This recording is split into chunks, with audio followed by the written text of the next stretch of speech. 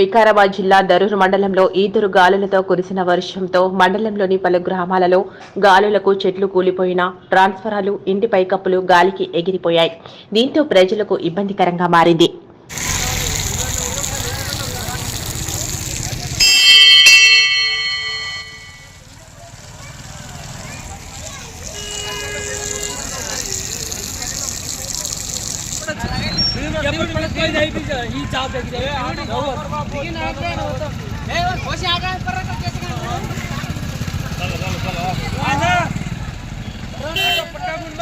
మొత్తం ఒరిగింది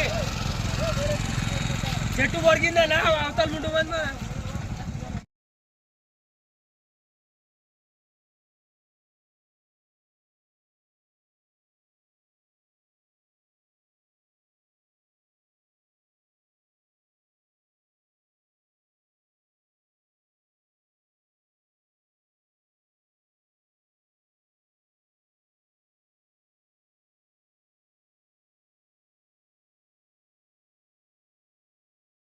చేయండి, షేర్ చేయండి. కోసం ఛానల్ ని సబ్స్క్రైబ్ చేయండి.